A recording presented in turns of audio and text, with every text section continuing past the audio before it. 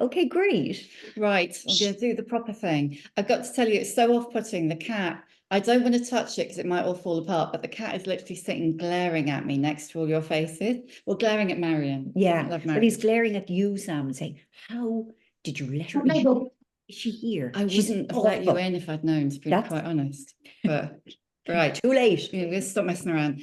Right, I'm going to do like the spiely bit at the beginning. Yeah, so you just put your head in your hands and pretend while I go on about how fantastic you are. Yeah, keep it brief. Well, it's about quite long. I know it's not too bad. Say it fast. It's not as long as yesterday. Okay, thank you. Okay. Hello, everybody, and welcome to the Shift Book Club. I am creator of the Shift, Sam Baker, and I'm delighted to be here with the one, the only, the Queen, Marian Keyes, author of our July Book Club pick, My Favourite Mistake, which I know you've all read, and most of you had already read before I even tried to give you free copies. Marian is a genre-busting powerhouse who's been at the top of the bestseller list for the past 30 years. Get off, Kat, sorry. Ever since she first put pen to paper and introduced the world to the Walsh sisters with Watermelon. She followed that up with perhaps the most beloved of all, Rachel's Holiday, and has since written 5 works of non-fiction, including a cookbook, and a further 15 novels, the latest of which is the instant #1 bestseller, My Favourite Mistake, a tale of grit, growth, and self-acceptance. Is that right? Yeah, I go with that. Yes. In which a child-free menopausal woman, Anna, rips up her life and starts again, which is one of our favourite subjects, isn't it? In short, Marian has sold millions and millions of copies and amassed fans around the world, ranging from teenagers through big sisters, mums, and grans. And you could really see that. I don't know if any of you here came to the Edinburgh Book Festival yesterday or saw the event online, but you could really see that in the room yesterday, couldn't you? It was so much love. It was really, really lovely. Yeah, it was a very warm room. Yeah, people were very, very, yeah. Now that was like your hot flush. Well, that was the hot flush. But people were they were nice. You could feel it. Yeah. You know, they weren't there. People. Yeah, they weren't there to make fun. And they nominated you Queen of the Postmenopausal that's right. Women. Yes, to lead the army. Yeah. Right. I have been lucky enough to know Marian for quite a while, and hand on heart, she is truly, truly the best of women. Stop it. Is the best. Thank you. Yeah. So are you, Sam. Like you are, you're so sad. Oh God! Like this, we're just going to sit here and love each other for an hour. Yeah. But we're going to do sensible chat, and then we'll do midlife meno chat, which will also be sensible. I was thinking I wasn't going to be able to see the chat box, but I can. I've got my glasses, I can see. So bung your questions in as you think of them, and we'll take them as we go.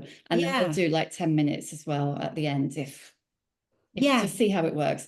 But don't hold back. Yeah, don't be shy. And like, if you know anything about me, you'll know that I really don't have any filter. And I will answer no boundaries everything. Here. No boundaries here. Exactly. And ask anything you want. Marian will just tell you to get lost if it's none of your business. Yeah. So, Marian, Sam, let's start with My Favourite Mistake. Give us the backstory, which is probably like telling us about your favourite 25 cousins, but give us a bit of all right. Okay. So I was all set to write this big, ambitious opus about 7 people who'd been friends in their late teens, early 20s. And it's set over 40 years. And it's about how people begin maybe in the same place and how people fare differently. And 2 of them had become really quite rich and also really quite evil. Because that seems to be, the 2 do seem to be connected a lot of the time. And I realized I couldn't spend 2 years of my time, which is how long it takes me to write a book, in the company of awful people, because the world seemed so awful. And we really seemed to be having to live with the victories of awful people. And we still are. Oh God, we still are. It's just getting worse and worse, Elon Musk. Yeah. And I mean, yes. So I was finding it all very bleak. And I thought, well, I'm going to find something nice. And I asked myself what I wanted to write. And I asked myself, well, what do I like reading? And at the time, and still, the things that I like reading the most are love stories, romances. And I'm completely into that, the whole book talk trope books, you know, like The Enemies to Lovers and The Close Proximity. Are you a book talker? I'm not a book talker. No, I'm not. I'm not on Book Talk. But I love that whatever goes on Book Talk, they have absolutely, I don't know, elevated, would you call it elevated, you know, love stories, or finally grabbed them and said, we won't be shamed. You cannot shame us. We will not be shamed for reading these books. And we know that they're formulaic. We love that they're formulaic. And quite honestly, for me, I love that they're formulaic. And I love that, like, you know, you kind of get a list of the different tropes in each book, like, you know, like Just One Bed, which is like my literal favorite, you know. But there's like Where We Left Off, two people working closely together, you know, all of that. So that's what I was reading, and that's what was making me happy. And I thought, well, I will write one of those books because that's all I feel I can give of myself at the moment. But I decided, because I am not in my 20s anymore, or my 30s even, I thought, well, I know people who are still falling in love in their 40s and 50s. Yeah, shocker. Yeah, this is the thing. This is what people don't understand. Like, the youngs think that the minute you hit 40, you become like, I mean, the way we are depicted in fiction, like in fiction across the board, like literary, commercial, whatever you like. Once you're 40, you suddenly morph from sort of viable human being to kind of hag, crone, or kind of soft focused, pastel knitted wearing, kind woman who brings hot water bottles. And somebody wants to come in. Helen wants to come in. Helen wants to come in. Helen's late. I did say I would let people in if they were late. Sorry. Oh, you just carry on chatting. Okay. Yeah, so I thought, I wonder, oh my God, you should see the way Sausage is looking at me. The hate in his eyes. He hates you because you haven't played the treat. Okay, I'm sorry. It's good for you. It's character forming. Yes. Do you know what? You carry on talking. Okay. I'm going to get the treat told because this is going to be unbearable. Okay. So I decided I would write a love story about two people. Anna's in her late 40s. Your man is in his early 50s. And this is another trope, I think, you know, kind of long running things where like two people are in love with each other, but it never really happened because, you know, at the time one of them was in love with the other one was married or something like that. Anyway, so they both got married to other people, and now neither of them are married. And they have arrived in this small town in the west of Ireland, which is so beautiful. And that was another thing. I wanted to write something set in a beautiful place. And so I kind of wrote this book for myself, that to make me happy, to cheer me up, to remind people that middle-aged women, we are viable still, and that we remain viable until the day we die. Yeah, and also wanted to write about friendship and, you know, the kind of the weird mythology that surrounds female friendship. This kind of mythology that, like, once you are friends with another woman, usually somebody that you should have met on your first day at school when you were 4, if you're really doing this correctly, and that you stay friends in the most loyal, you know, ride or die kind of a way, again, until you're at each other's deathbeds. And I have so rarely encountered, I don't think I've ever read in fiction, you know, about women who were friends and just the relationship went weird and then they weren't friends anymore. And also there's such shame amongst women when friendships go awry. And there's no forum for us to talk about it, because, you know, when your heart is broken, you can tell people, you can say, I've just had the most awful breakup, and people are lovely to you. And they say, oh my God, you poor thing, go home, take the afternoon off, like, go to bed, cry as much as you like, eat as much chocolate as you like, go out and have sex with all the wrong people now. Just do whatever you can to make yourself feel better. And people say, it will get better. You will be happy again. It's all going to be okay. And you're like, oh, thank you. And you feel a bit better. But like, if you and your once best friend have fallen out, you can't go to somebody, or you can't go to anyone and say, yeah, my friendship has broken up. My heart is broken. My heart is broken. Yeah, it's actually worse than a romantic breakup. Because when people go, what, you and your best friend, you're not friends anymore? What is wrong with you? You utter weird, you freak. That goes against all the laws of women physics. So I wrote about a friendship that had gone horribly wrong for all kinds of reasons. And one of the reasons is the fact that, like, within female friendships, you're not allowed to express anger or You're not allowed to express anger at all, no, are well, you? no, not if you're a woman. No, but you're not allowed to say, I don't want to do that anymore. Can we do something different? Because then you're being a bad friend. So yeah, so it's about friendship. It's also about family and I don't know if you'd call it no, definitely not. I don't know. Not the healing power of family, but the kind of the comfort and the familiarity. So what book top category would you put it in? I mean, enemies to lovers in some ways. Where we left off, because they've had history and then they had a long time of not seeing each other. Close proximity, because they're in this small town and they are obliged to work together. God, you've really studied these categories, haven't you? It's funny. You see, I didn't know until recently. I thought it was just enemies to lovers. And then I found out the fake relationships one, which I love. What's that? Fake relationships, where like you have to pretend to be somebody's girlfriend for whatever ridiculous, really kind of impossible to take seriously reasons. Like my best friend's wedding kind of. Yes. Yeah. And Marian McFarlane wrote one quite recently, maybe 3 or 4 books ago. That was really, really lovely. Yeah. So have you dumped the crime then? Because you're a big crime reader, aren't you? Have you ditched it? No. Or you're just mixing it up with the romance? Mixing it up. Yeah. I mean, I think with every book, not just mine, but kind of every book, something is always held back, I think, from the reader. You've got to give a reader a reason to keep reading.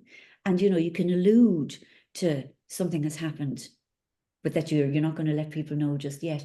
I think there's always some kind of withholding, some sort of mystery. Yeah. But I do sort of have a plan, maybe for an actual proper crime one. We'll see, though. I'm kind of, I don't really have any ideas at the moment. I was going to ask you, because I didn't get a chance to ask you yesterday. What about cozy crime? That's kind of what I'm thinking. Yeah. Like I wouldn't go gritty crime, because it would have to be driven by women, and I just want, I don't want to create one of these. She walked alone, she walked down the dark street, the rain glistening on the cobblestones, and she was afraid of nobody. Like V.I. Warshawski sort of. Yeah, nothing like that. No, relatable is what I want to write. So maybe we'll see. But for the first time kind of ever, I did one book wanting to start another straight away. I don't really have anything, which is kind of scary, but I do think it's one of the reasons I didn't feel adequate to starting something else was I felt, how can I write a book about people living their lives when the world is so terrible? And I've kind of come round to thinking now, the world is terrible and people are still living their lives, and it's important to keep writing about that. So I'm kind of edging towards being able, I think. Because we've talked before a lot about the fact, and you just mentioned how book talk is not legitimizing romance, but I think it has, though. Has it bringing in new audience? And it took a lot of years and a lot of success for you to be respected by the literary community, didn't it? Yeah, it did.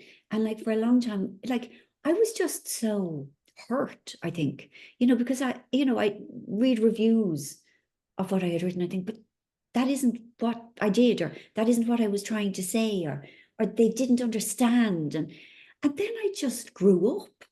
And I thought it doesn't matter. I thought, like, I'm so lucky to be doing this job that I love and to actually be earning a living from it. And I think, it's bad manners. It's ungracious to complain that I'm not getting it all. So, I mean, so I was kind of okay on behalf of myself, but I wasn't okay on behalf of all female writers who, just across the board, female writers sell fewer books than male writers do. So that means it's harder. Yeah, they do. It's harder for female writers to earn a living, because it's women. Mind you, women read men and women, don't they? Men only read men. Women. So maybe men, yeah. And also, like, it's changed a good bit in recent years, but for so long, the gatekeepers in things like newspaper reviewing pages, they were all men. And I think they can't help it. They're only going to get excited about books that they're interested in, like that they would read. And likewise, if they gave military history. and yes, and yet another biography of some bloke from the Boer War. It's like, oh, hooray, lovely, another one. That lovely, I love them. And then they're going to give those books, the ones, the few female written ones that get through, they'll give them because there were more male reviewers than women. And the man would be reading and thinking, I don't give a flying fuck about any of these things because they didn't know what it was like. Yeah, they're not interested in what middle-aged women think because in the same way that I could not do a well-informed review of the colonel in the Boer War because I haven't read any others. I can't contextualize it, and I'm not interested in them. Really, I don't care. You've got to match your reviewer to the book. You've got to get a proper review by somebody who knows what they're talking about, who can contextualize it within a genre or within a movement. Yeah. And so the reviews will be bad. They will be damning. The way my review of the Boer War man would not be a 5-star glow. Yeah. I mean, last year you did an article in The Guardian, I think, with Curtis Sittenfeld about romantic fiction. And she made some comment about a hashtag. And it was not long after that, The Guardian contacted me and said, oh, we're writing a feature about hashtag menolit. Oh, yeah, right, yeah. And can you give us a quote? And I was like, yeah, let's not use that hashtag. Yes. Because why is everything women write reduced to a hashtag, do you think? Oh, my God. I mean, apart from misogyny. Okay, all right. It's because women are regarded as, we are viewed, I mean, obviously through the eyes of men, because, we live in a patriarchy. And it is about, what way is this particular woman useful to me? Do I want to fuck her? Yes, excellent. Right, we have a job for her. Okay. Do I want this one to have my children? Okay, fine. Right, this woman is a childbearer. That's what she does for me now. Then we get to the stage where, like, okay, she's too old, so I don't want to fuck her. She's too old to have my children, so I mean, she'd be a granny. She could be a granny. She could come and babysit for my children. But that's her only function. It's like JD Vance running the literary pages. Yeah, the postmenopausal. Yeah, exactly. The most postmenopausal women, that their job is to mind their grandchildren. But I'm kind of serious that's women have been categorized according to where we fit into the structure that has been constructed by men for men. And I'm sorry for saying fuck. I know it's very, very vulgar, but I just want to be vulgar. But no, I wanted to say it through the language of men, just the kind of the crude ways that we are categorized. Yeah. And it is always about what way are we useful. Yeah. Yeah, totally. And so much of it comes down to our reproductive organs. What kind of condition are they in? Are they tip top, bright and sparkly and new, have they kind of, been through a bit, or else kind of just all locked up now. Throw away the key. No need for that anymore. I mean, I love the way your characters have aged and that they've got the same concerns that we've got, that we can't get HRT supplies, or like, oh God, should we Botox because other people are Botoxing and all that. Did you get any, were your editing team, your publishing team, were they like, oh no, keep it under 40? Not at all. No, not at all. I mean, I think I'm very lucky in that, like, my publisher is the same publisher I've had for the last 27 years. And she kind of lets me she does edit me, but whatever I want to write about, she lets me write about. And she's almost exactly the same age as I am. And like, she has Botox, and like, she's still very concerned with, I don't know, how she looks. Louise, yeah. Yeah, no, she looks amazing. Yeah. She's annoying, actually. She looks really amazing. You've got great taste as well. She has amazing taste. And no, like, I think she was glad because it's relevant. My books are not relevant to everyone, but the fact that I write about middle-aged women who are deciding to be whatever age they want, I think she thinks that's a good thing, because I think we shouldn't be told how to age. we should be allowed to, we can decide how to age, whatever way we want. Like if we want to give up on dyeing our hair, do it, you know? If you want to start lifting weights at 63, do it. Are you going to do that?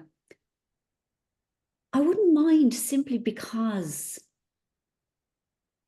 I'm kind of, you know, I am sort of worried about falling down the feckin' stairs and breaking a hip. Like that has suddenly become something that is relevant. I know, it's awful, isn't it? You're on the HRT though, aren't you? I am on the HRT. Do you testosterone as well? I do testosterone. Oh my God, can I just tell you about the first time I ever took testosterone? It was so funny. I'd never taken it before, and I went to kind of an incredibly, surprisingly enlightened male doctor, and he said, have some testosterone gel and see how you get on. So I put some on, and then about 4 seconds later, I read something on Instagram about this incredibly racist man in Ireland who had run to be the president, this a few years back, and Peter Casey is his name. He's dreadful, and he had almost won, and suddenly, and there was a slew of kind of, everyone suddenly wanted to interview him, including the Late Late Show, which is Ireland's kind of biggest chat show. And it was just so disgusting and so clickbaity, the whole thing. Edel says she can confirm he's a total prick. Oh, thank you so much. Adele, wave to me. I can't, I'm good woman. Yeah, thank you, Adele. Yes. So, but you see, and I have been on the Late Late Show, and like to get on the Late Late Show is like you manage to flog a lot of books. You've got to kind of pay homage, you know. Yeah, and I tweeted a thing that was full of the F word, you know, saying they're so effing pathetic. Are they so desperately needy for ratings that they would have this disgraceful racist on? And I was like, alive with righteous fury, do you know? And normally when I post something like that, like a very short while later, I get the fear and the shame, and I'm like, delete it, mother God. But I didn't. So I went off, and I was going to Norway, and I was trying to finish a book. I can't remember which one. And I was still in the testosterone fog. And so I'm typing away on the tray table on the plane. And I decide I finished the chapter and I close the thing, and himself is there beside me, and he says, how did it go? And I said, I've just written the most incredibly great chapter. And then we both looked at each other like this, kind of. Oh my God, you were blown. This sort of confidence that everything I do is correct. Oh my God, how much did you have to use to get like that? You see, it was the first go. It's like, you know, the first go of anything, it's always far more potent. And then I adapted very quickly. I did, because I didn't know how much you were meant to take. And like, you're only meant to use tiny amounts, because else I'd be going around with the fury or the undeserved arrogant confidence. So, but yeah, for like about 4 hours, I was a bloke. It was great.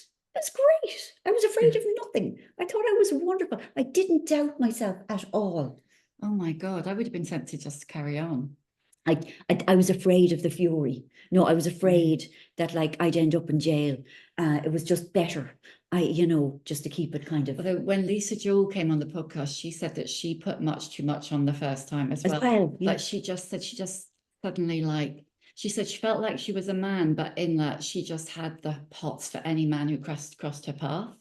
And I was like, deal with this. This is like, I'm behaving in a questionable manner here. Yeah, that also happens. Yeah. The old libido becomes like a wild horse that really needs to be controlled, contained. Yeah, it's not a bad thing, in small doses. Eleanor said, I've lost it now.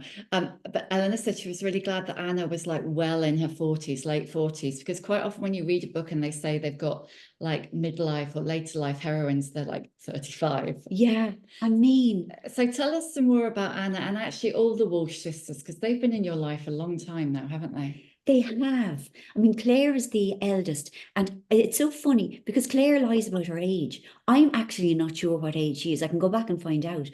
And I mean, she's kind of the exemplar, really, for me, of the most authentic way to live and deny time.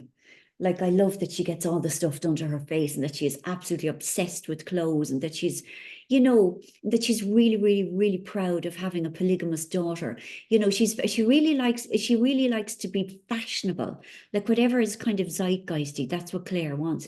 I just think Claire is very happy. Claire is very happy so long as her life remains very busy. And that alcohol hasn't been whatever the word is, made illegal. Yeah, she likes drinking. She likes drama. She likes spending money. So long as all the plates stay spinning for Claire, that's fine. Then I love Margaret, because Margaret is just like, you know, I am, whatever age I am not going to try at all. This is where I am extremely comfortable. I am really pleased with the way my life is, kind of, you know, within the bounds of reason. I hate fashion.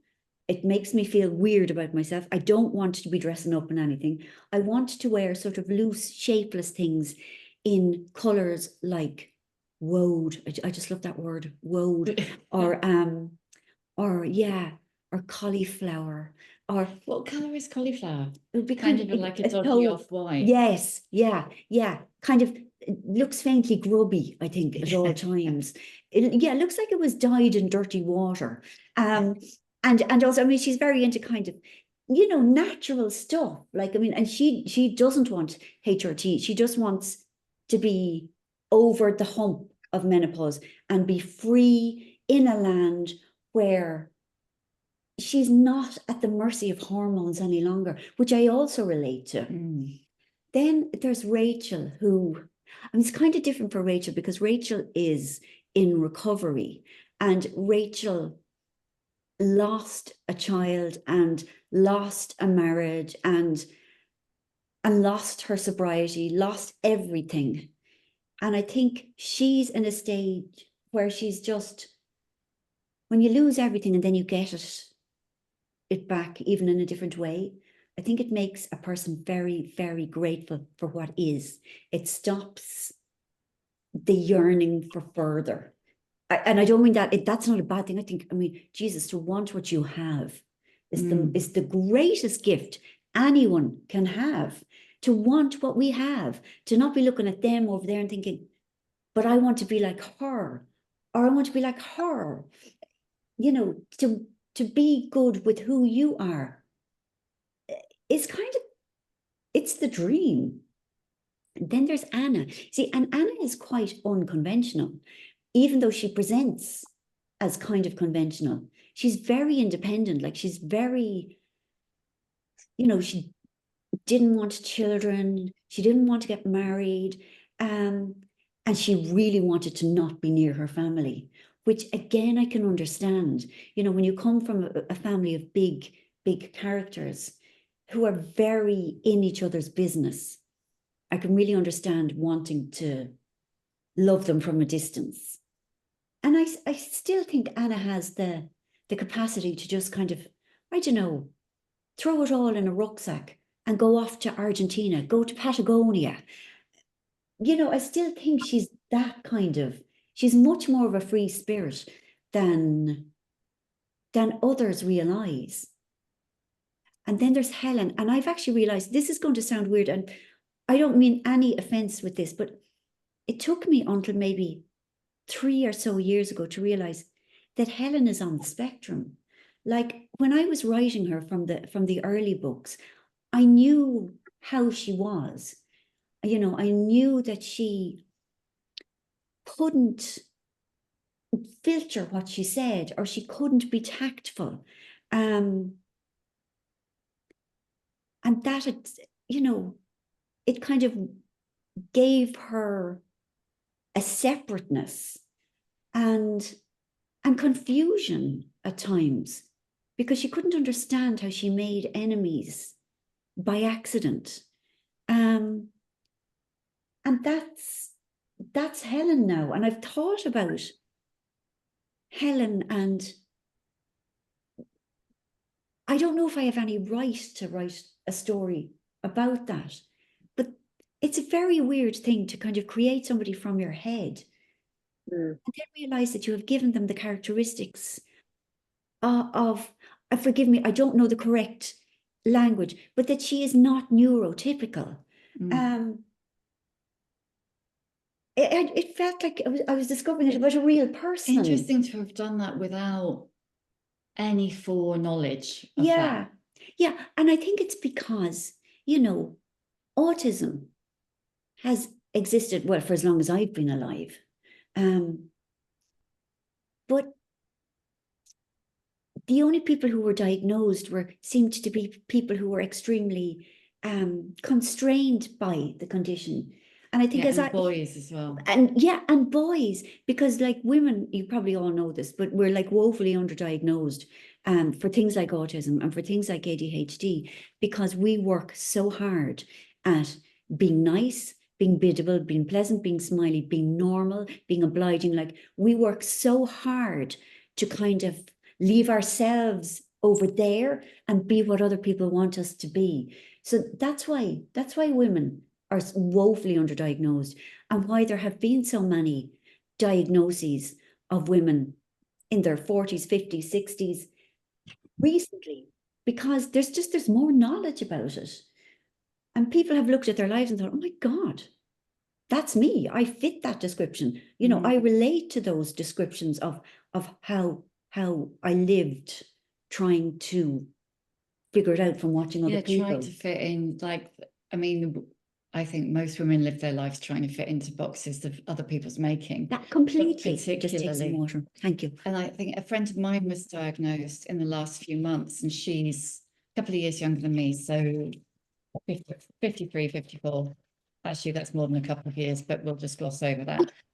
But she was saying she actually feels really sad now, because she's like, what if I had been diagnosed in my 20s or at 30, how different would your life have been? Years have been. Yeah, I've just seen the word masking. Yes, thank you for that. Yeah, that we're really good at masking. Thank you. And yeah, I really get it, because I know somebody, and she's, I think, 52, and she was always this most incredible person. Like she was really charismatic and like a really good organizer, and like everybody loved her, but things always kind of fell apart at the last moment. And I think only in the last year she's been diagnosed with ADHD, and she said the exact same, because you can see that her life was a series of almosts. You know, she'd get to a certain place in a project or a job or a relationship, and suddenly it would just kind of veer wildly off. And nobody could understand why, least of all herself. Yeah, and she did say her life would have been very different, and probably a lot more, well, there would have been a lot less self-hatred, I think, because all she could see was that she was sabotaging everything, and she couldn't understand why. Somebody said the trouble is masking is exhausting. It absolutely totally is. I mean, I don't know about masking for autism or ADHD, but just when I was how would you call it, an undiagnosed addict, and trying to be normal and watching other people for cues on how to live, like, you know, sometimes I wonder, maybe I'm not an introvert. Maybe I just find still being with other people and trying to know the right thing to do or the right way to be is just, it's work. Yeah, being what you think they want. Performing to meet what you think they want. Rather than just being yourself is exhausting. Yeah, I don't know. Do you think having the Walsh sisters who you've already created, you know, revisiting them in sequels and making them grow up, has that made kind of dealing with midlife issues easier, harder? Because you've already got them, so you can take them through that experience. God, I don't know how to answer that, but I think, don't know how to ask it. Yeah. Okay. Well, I think having going through the, you know, I suppose maybe from, I don't know, 45 to now, it's given me huge amounts to write about. Like I have felt these last 15 years really intensely. You know, like I had a breakdown at 45. At the same time, you know, nobody made the link. At the same time as I was diagnosed with menopause. Hello, Yeah. you know, I mean, now it seems obvious, wasn't it? But yeah. just nobody talked about it. So. No, like as you said, yeah, like 15 years ago, if you said the word menopause, people would fling holy water at you, you know, and like it was just kind of like Voldemort, like you just couldn't, you know. Yeah, I mean, I remember people pretty much like backing away. Yeah, like it was catching. Yeah, exactly. Like it was catching, and like you were some kind of absolute social clueless type, you know, that you come in here and you say something so disgraceful and disgusting and unnecessary, and what's wrong with you? And now I'm so glad that it's just we're able to talk about it, because it is so awful for an awful lot of people, you know. And there are plenty of women who go through it, and it's like, you know, happy days, skippity doodah, you know. And for them, I would say, good for you. We're all really, really happy for you. But there are more but shut up about it. who find it really, really, really awful and strange and confusing, exhausting. You know, and let us have our experience of it. Yeah, hang on now, I've lost my train of thought. Do you think your breakdown would have been different if the menopause had been recognised? I don't know. Like, I don't know. I mean, I look back at that time and I understand nothing. I don't know what happened.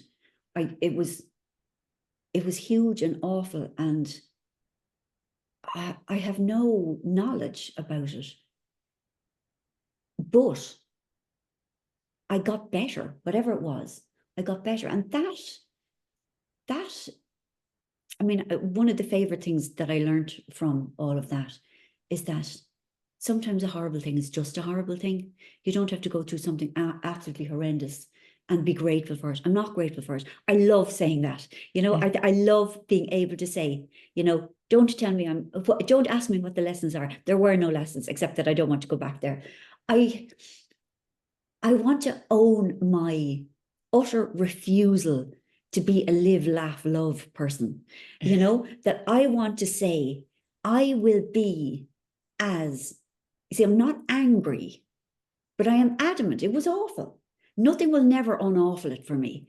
And I like that there is a strength in me, that I will never be persuaded by some sap, you know, who wants everything to be lovely, that it was lovely.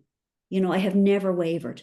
It was horrific, and I will do anything not to go through it again.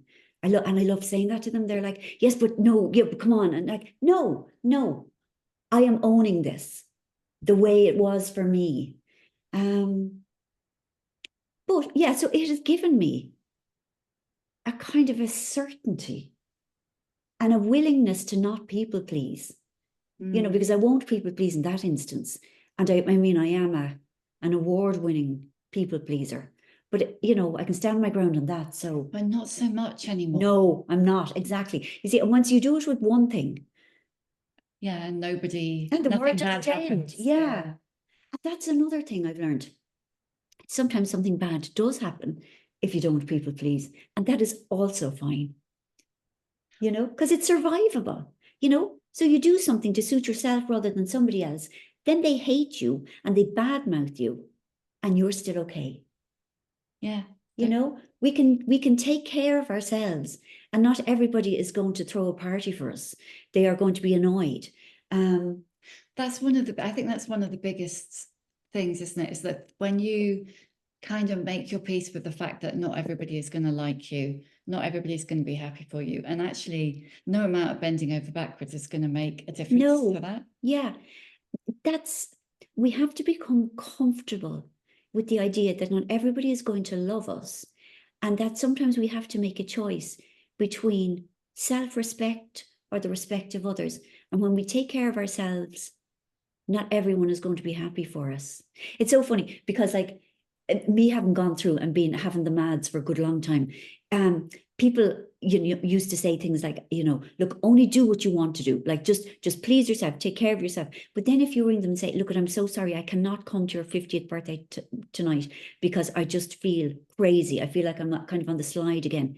And more often than not, they're annoyed because people think it's okay for you to say no to other people.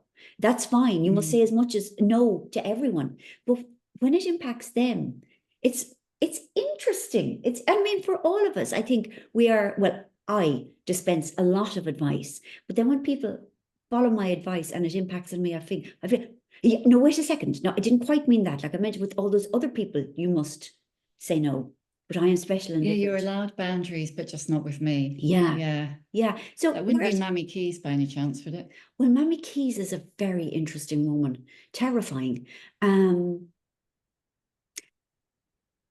have to say my relationship with her has really improved in the last few years. But yeah, she would have been a person who said, absolutely, she would have said, say no to everybody, only please yourself, do what you like. And then I'd be invited to come out for some lunch with third cousins and I'd say, please, no, I can't, I just can't, I can't see anyone. And then she'd be cross, but she's not anymore. She would allow me now. Yeah, it's through your relationships really changed, hasn't it? Yeah. Between grown-ups and again, Rachel. It was lockdown.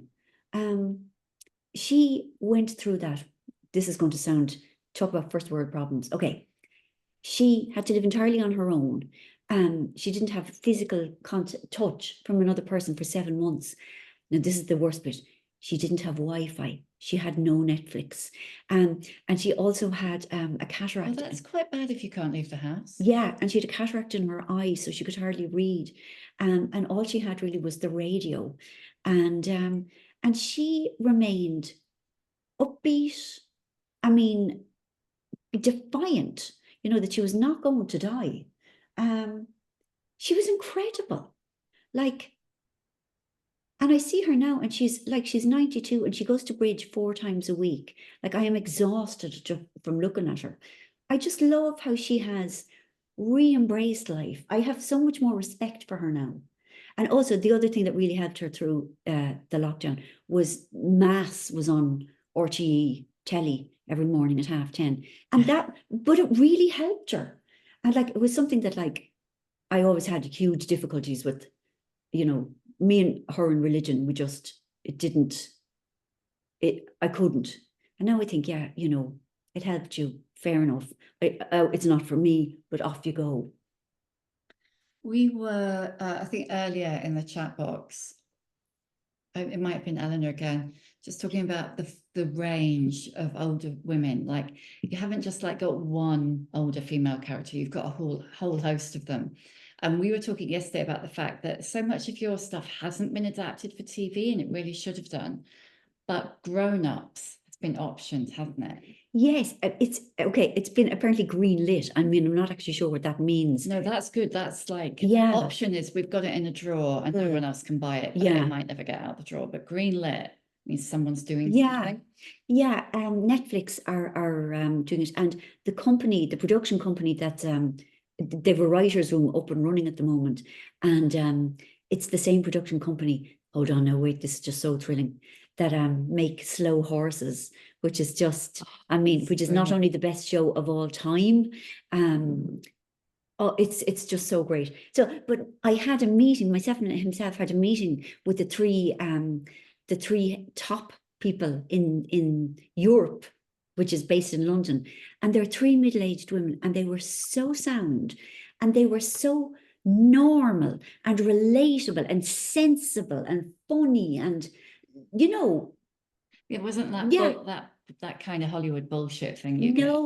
No, and I'm seeing Reese, it's like, oh yeah, they were so not liars, because I have had dealing with the Hollywood types, and they are liars. They're such liars, they can't help it.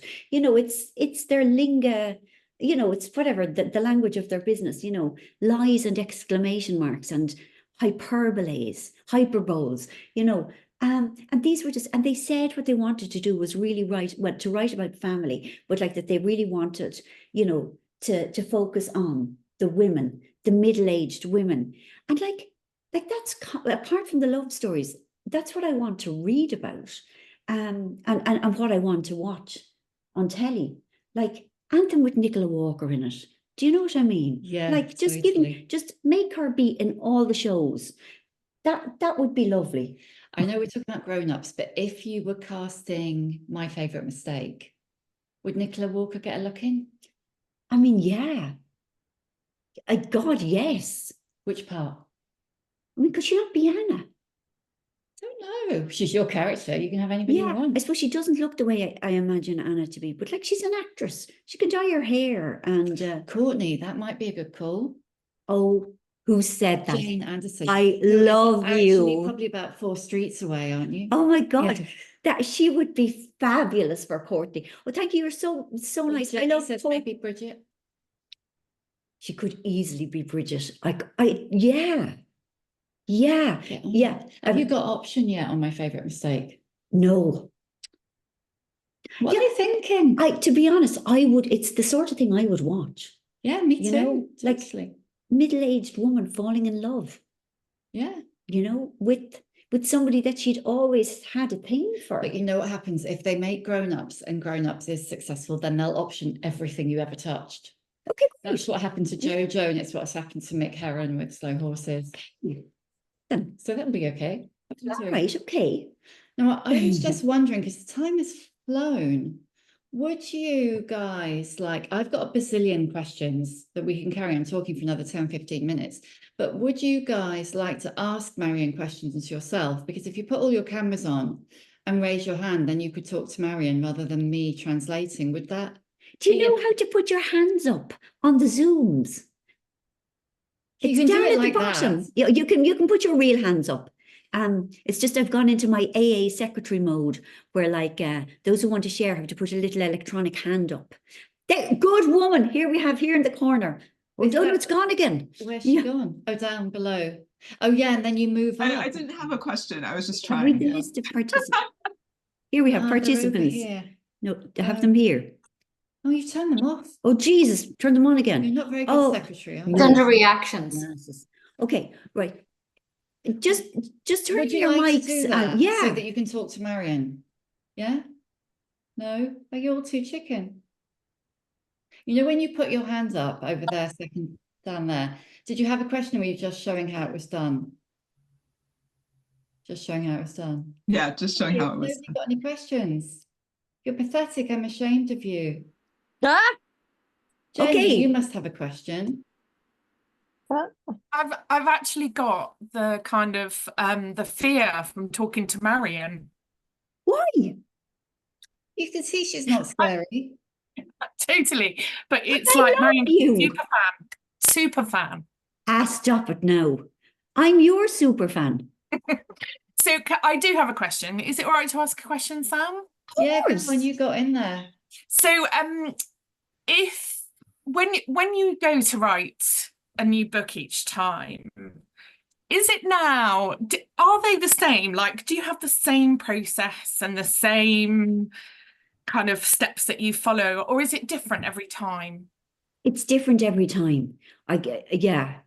That's not what Jenny wanted to hear. Well, I think, yeah, but the thing is, it's not a science, writing a book. You know, you will write your next book the way you will write your next book. And it doesn't matter how, and there are no real guidelines, but whatever worked for you the first time, maybe you want to go back and try that again. But like the advice I always give people, starting a new book is utterly, utterly terrifying. And write down any old rubbish that comes into your head. Like, don't censor yourself in any way. Forget that anybody is going to read it. Make as many mistakes as you like. Feel as free as a bird to just write anything. You know, explore the most bizarre storylines. Because if you're already kind of afraid of what people are going to say, you're just going to hold yourself back. And just in the kind of the sea of words, there will be good stuff. I mean, that's how I try to do it. And just to know that it's really hard. It is not easy to write a book. It is extremely hard. I think it's nice to be told that, because when I'm finding it hard, I think I'm such a failure, and there's everybody else doing their 4,000 words a day. And, you know, we all do it differently, but it's never easy for me. And what makes it worse is thinking, oh my God, I cannot even attempt to put words on the screen because I am so untalented. I am so dreadful. Does that make any sense? Is that helpful? That makes perfect sense. You sparked off the writing of my first book, so you're already sparking off the writing of my second book. You are so lovely. I am honored. So I am honored. Now we have Caitlin, I think. Caitlin. Next. Is it Caitlin? Hello. Hello. Can you hear me? Yes. Hi. Lovely to meet you. Thank you. Huge fan. You're obviously feeling the love that we all have for you as well. And I suppose partly a big thank you for sharing so much of your vulnerabilities and your processes. And it's really appreciated and valuable.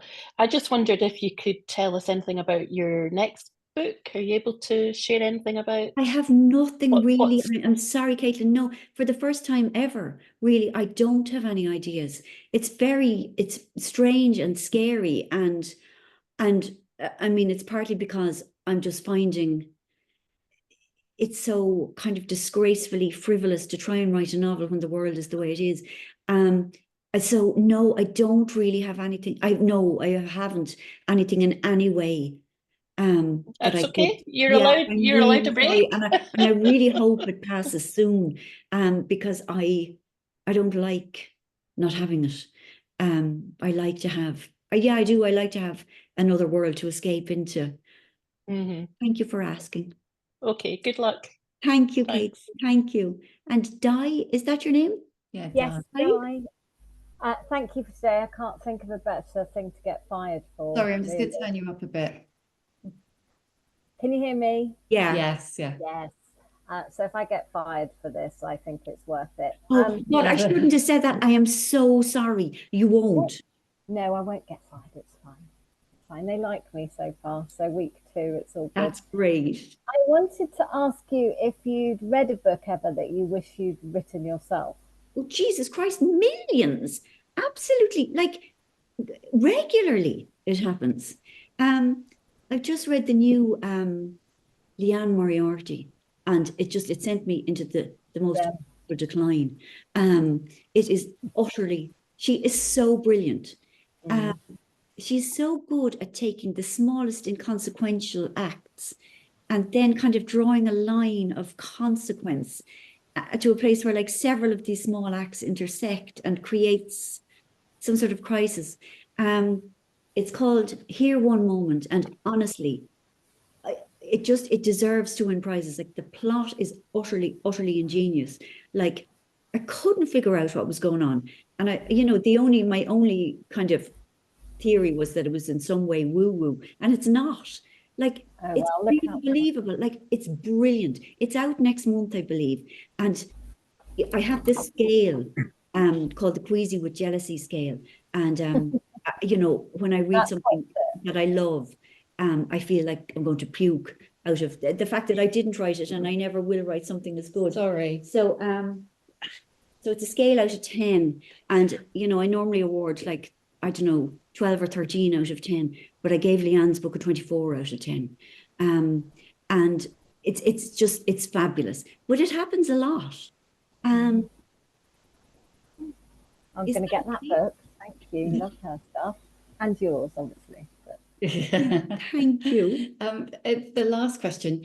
Jane is saying it might be interesting to give Helen a bit of room to grow. Helen, in your new, when you're not like maybe revisiting another Walsh sister. Yes. Mulcher. Yeah. I mean, in a way, like, staying with the Walshes is a very safe and happy place. Like, I could. You could. I could. We're here for it. Yeah, thank you.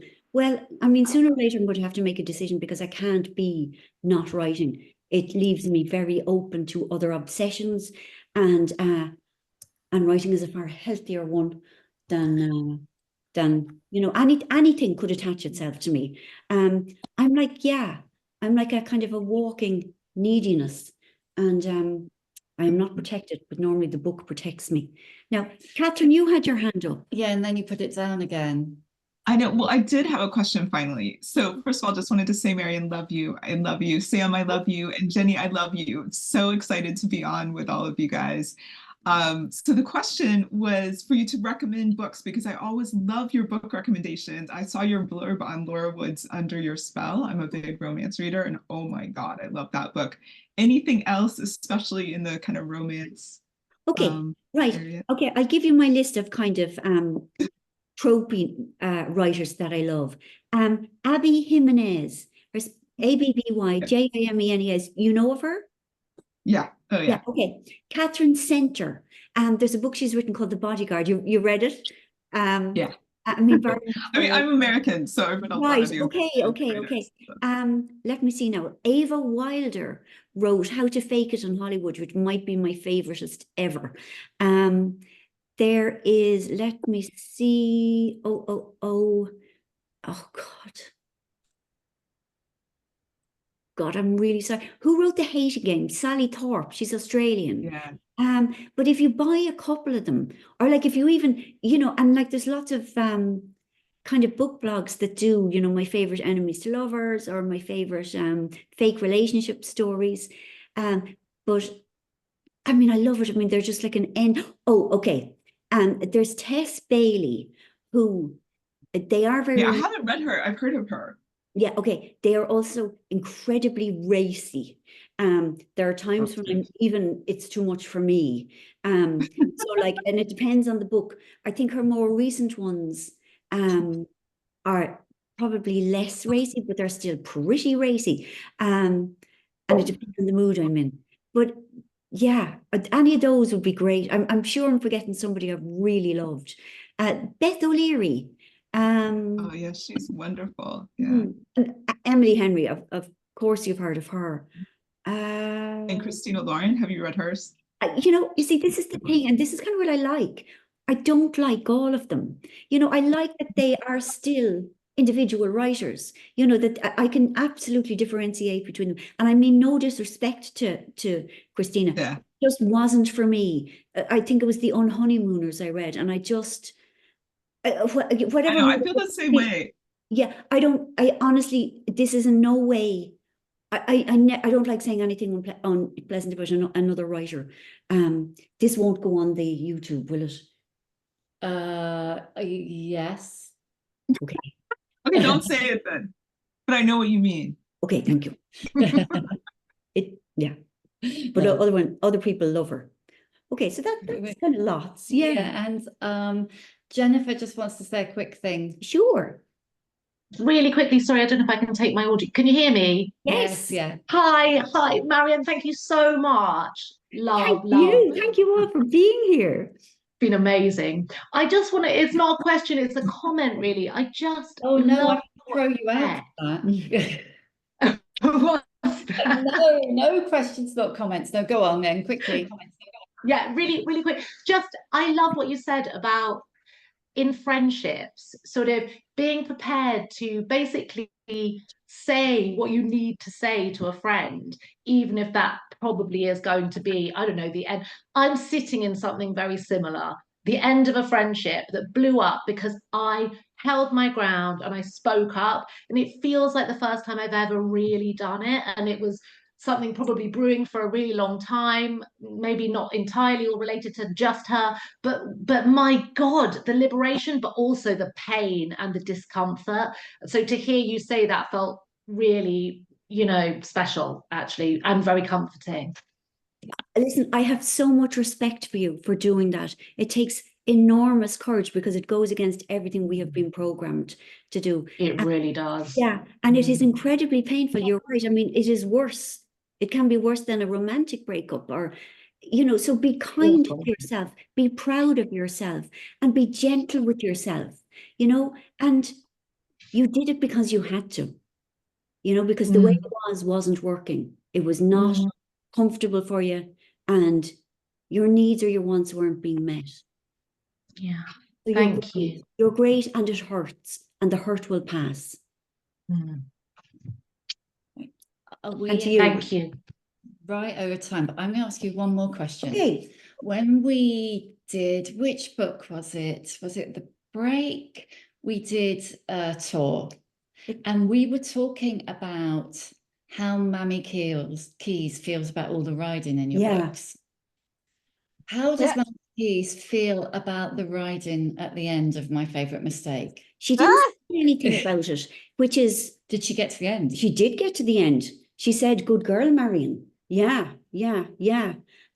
She has softened. Honestly, she has. She has. I mean, obviously, she wouldn't have read it, but she didn't tear the pages out and return them to me like in a confetti thing. So I think, I think we have found an accommodation, me and her.